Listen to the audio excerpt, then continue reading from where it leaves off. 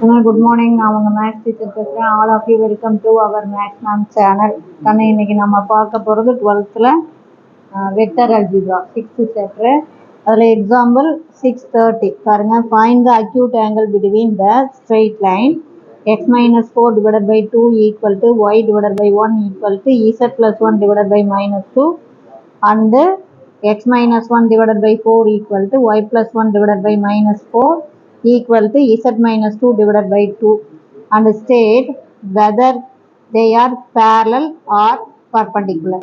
இந்த ரெண்டு ஸ்ட்ரெயிட் லைனும் பேரலா பர்பண்டிகுலரா அப்படின்னு கேட்குறாங்க. முதல் பாருங்கன்னு நம்ம மேலே இருக்கிறது பாயிண்ட்டை வெளியில் எடுக்கும்போது சிம்பிள் மாறும், அது நமக்கு தேவையில்லை. கீழே இருக்கிறது தான் பேரலல் வெக்டர். அப்போ ஃபஸ்ட்டு ஸ்ட்ரெயிட் லைனில் இருக்கிற பேரலல் வெக்டர் யூ வெக்டர்னு பேர் கொடுத்துக்கணும். செகண்ட் ஸ்ட்ரெயிட் லைனில் இருக்கிற பேரலல் வெக்டர் வி வெக்டர்னு போடும். அப்போ யூ வெக்டர் என்ன பாரு, கரெக்டாக எக்ஸ் பாசிட்டிவ் தான், இங்கேயும் ஒய் பாசிட்டிவ் தான், கோஎஃபிஷியன்ட் 1 தான் இருக்குது. இதை ரொம்ப கவனமாக பார்த்துக்கோ. எக்ஸோடைய கோஎஃபிஷியன்ட் 1 இருக்கணும். சரியா சாமி? மாற்றிருந்தால் அதுக்கு தகுந்த மாதிரி ஆல்ட்ரு பண்ணணும். நீ கரெக்டாக இருக்குது. அதே மாதிரி ரெண்டாவது ஸ்ட்ரெயிட் லைனும் கரெக்டாக இருக்குது. அப்போ U vector equal to 2i cap plus J cap minus 2k cap. V vector equal to பாருங்க 4i cap minus 4j cap plus 2k cap. புரிஞ்சுதா கண்ணே? யூ வெக்டர் வி வெக்டர் நமக்கு தெரிஞ்சு போச்சு. பார்த்த உடனே சொல்லிடலாம் இட் இஸ் நாட் பேரலல். எப்படி பார்த்தோன்னா சொல்கிறது அப்படின்னா கண்ணே, இதில் இருந்து 2வை நம்ம காமனாக எடுத்தால் இது வராது. இது வந்து இங்கே பாருங்கள், இதுலேருந்து 2 எடுத்தால் 2i cap வரும். ஆனால் இங்கே 2j cap, ஆனால் இங்கே j cap தான் இருக்குது. ஏதோ ஒரு வெக்டர்லேருந்து யூ வெக்டர்லேருந்தோ அல்லது வி வெக்டர்லேருந்தோ ஒரு நம்பரை காமனாக வெளியில் எடுத்தால் அதுக்கு என்னவா இருக்கும்? இப்போ யூ வெக்டர்லேருந்து காமனாக வெளியில் எடுத்துன்னா வி வெக்டர் வரணும். வி வெக்டர்லேருந்து காமனாக ஏதோ ஒரு நம்பரை வெளியில் எடுத்தால் யூ வெக்டர் வரணும். இப்போ நான் இதில் 2வை வெளியில் எடுத்தேன் அப்படின்னா இது 2i cap minus 2j cap plus k cap தான் வரும். இது it is not equal to you vector. அதனால் பார்த்தோன்னா இட் இஸ் நாட் பேரலல்னு சொல்லிடலாம்.